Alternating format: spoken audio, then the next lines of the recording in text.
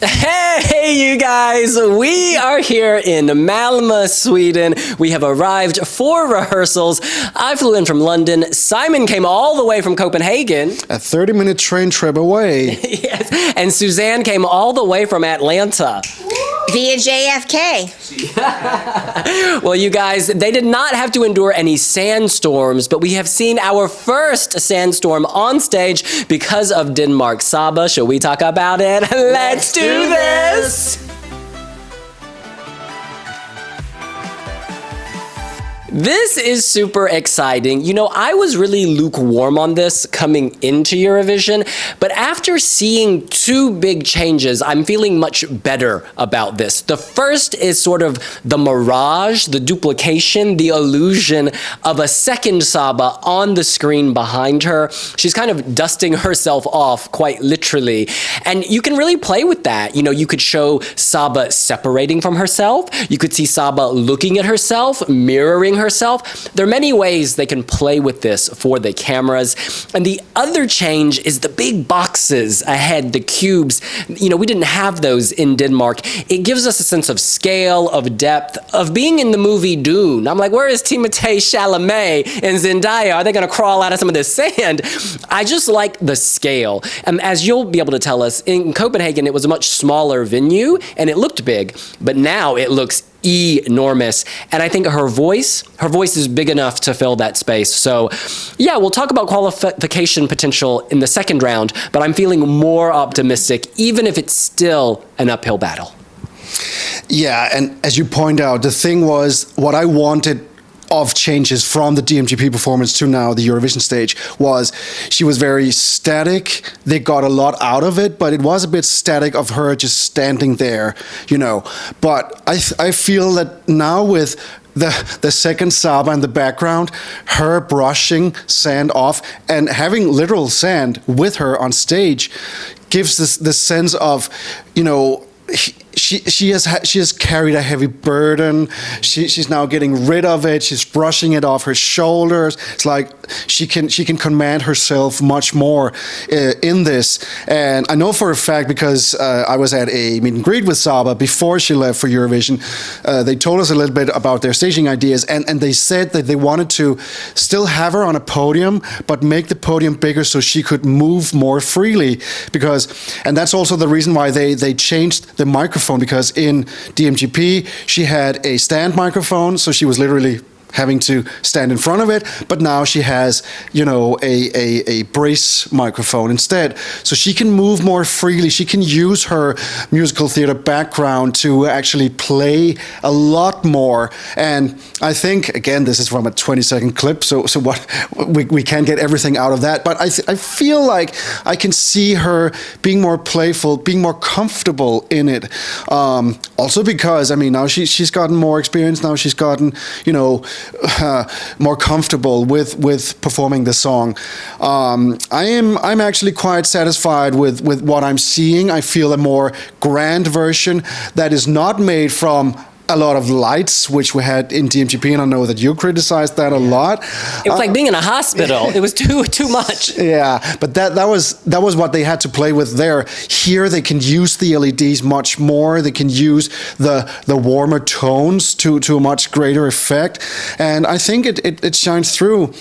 As you say, we can discuss qualification, but for now I'm moderately too pleased with it.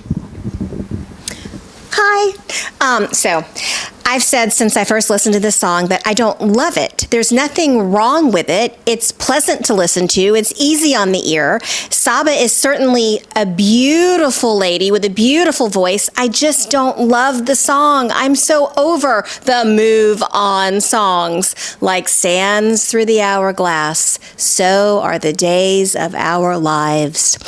As these gentlemen pointed out, the staging is elevated. I really do love the halo-like effect from the gold and amber tones. And, you know, I walk my best friend's dog a lot. Cooper, he is an Australian Shepherd. And he goes out into the weed and he comes out and he's so happy and he just shakes it all off. And as Saba starts to flick the sand off, I I felt this happiness that Cooper exudes from his little rustle in the weeds as he shakes it off. But one thing I noticed was as the sand is coming off of her arms, it's almost as though she has angel wings. And this thing that she is letting go of, this thing that's been slipping through her hands that she's finally letting go of, it's as though she is powerful. She has emerged. She is an angel, and she is so pure without whatever this was that was holding her down. So while this is not going to come up at the top of my list, I do think it's very pleasant, and I think she's stunning, and she just has the sweetest face and the nicest eye contact. I really like that interpretation, actually. Sometimes going through a bad time is actually a blessing. So she's made an angel, dragged through the sand. Our girl can fly. Now let's talk about qualification. She is performing in semi-final 2 in the 7th position after Austria and before Armenia. Now, Austria and Armenia are both very upbeat, so this could actually work in her favor because Saba is giving warmth now, as you said. There's something cozy about this now that they've turned down the hospital lights. So I still don't think this is definitely borderline at best, but maybe it could sneak in at 10th if people, or 9th or 10th, if people feel that warmth and like the illusion. This is it's tough. It's really tough. You just want to like it because she's so likable. Yeah, so do you think it's going through? Maybe. That was very non-committal. Maybe. Okay, thank you. Yeah, but the problem is I'm gonna say the same. I'm a maybe. I'm a maybe. The thing is, it could work in its favor.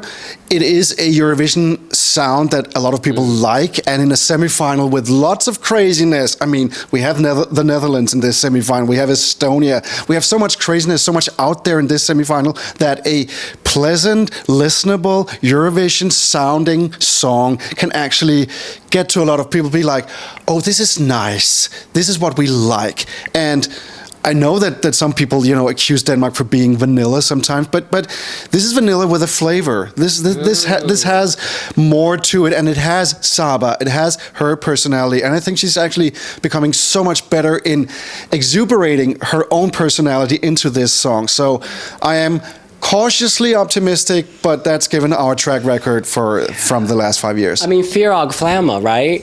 I would have probably put that through. They didn't make it. It's just Denmark has really struggled lately. What was Leonora's song? That cute. I was trying. Love is forever. Yes, I loved that song. Sorry. Okay. Love is forever. And now that you mention Love is Forever, that was written by Melanie Webe, who is one of the songwriters of Sand. So maybe. Yeah. By the way, is Marlena still being held captive by the evil Stefano? I don't think so. Marlena is still alive, though. Days of Our Lives, do they have it in Denmark? Yeah. My aunt was watching that soap opera when I was 8 years old. 8 years old. In any case, that's what we think. What do you think? Does Denmark have the final in its destiny, or has our girl Saba been swallowed by the sand? Let us know here on Wiwibloggs. Follow us on all our social media, not least YouTube and our mood board on Pinterest. Stay away from the quicksand. We'll see you later. Bye.